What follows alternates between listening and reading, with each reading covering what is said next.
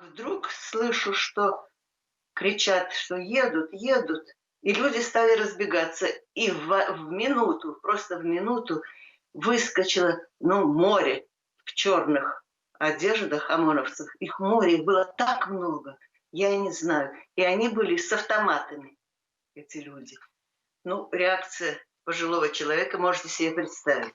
Они вбежали, люди вбежали в арку этого углового дома, и они за ними. И потом оттуда я услышала выстрелы.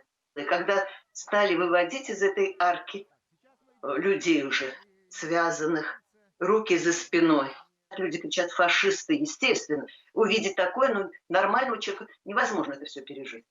И тогда я невольно, конечно, я думаю, что каждая бы женщина в моем возрасте, которая имеет детей, внуков, она бы точно так же, наверное, поступила. Я стала кричать: заберите меня заберите, зачем вы их берете, меня заберите.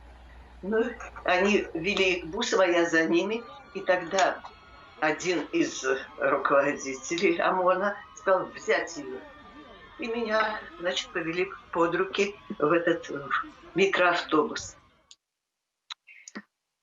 Я обратила внимание, что пахло от них, я сразу обратила внимание, водкой, вот свежей, они, видимо, только выпили. Потому что вот сегодня я протирала руки водкой, такой же запах был, не перегара, а водки. Значит, напрашивается мысль, что, возможно, они вот выпили и тут же выбежали. Еще был один человек, завязанный за спиной руками, он сидел передо мной.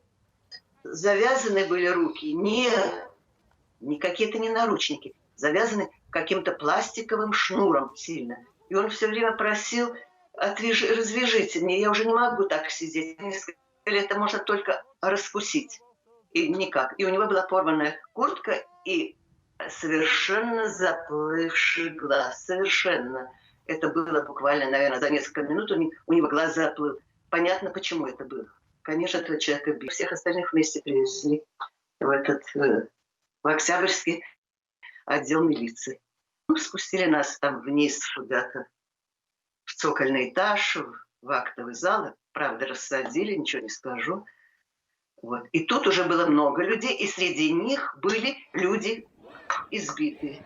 Было много неизбитых людей, большинство было не избито, они, видимо, просто хватали так для количества, но были среди них избиты. Передо мной сидел парень, которого... Он сказал, что вот в него стреляли вот из этих ружей, этими пулями какими-то резиновыми, наверное. Нижняя часть бедра была прострелена, но, видимо, поскольку он был в джинсах, может быть, там пуля... Я не поняла, как это у него, но у него на протяжении часов 4, сколько он там был, больше, все время капала кровь на пол. С первых дней войны пришлось маме со мной трехмесячной и с моим братом, ему 4,5 года было, пешком пойти, когда только началась война, когда стали бомбить Минск, в деревню. Когда они пешком шли, когда пришли, там уже были немцы в деревне.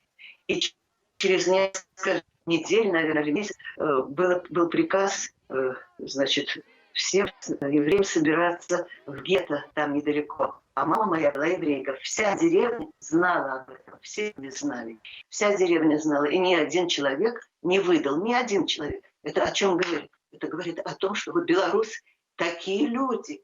Не знаю, а сейчас откуда эти люди? Откуда? Неужели они от белорусов рожденные? Ну, мне даже не верится, я представить себе не могу. Я иногда ночами думаю об этом. Ну, как так могло случиться? Ну, как? Чтобы бегать просто как сафари за людьми, гоняться и расстреливать их в упор. Что это? Откуда такое? Неужели у них есть матери? Неужели, если бы мать его узнала, что вот он такое делает, она бы потом его признала за сына? Мне кажется, нет. Такого быть не может. Вот поэтому, это, конечно, я сравниваю это все с фашизмом. Даже, наверное, хуже, чем фашизм. Это хуже. Так свой народ просто уничтожать.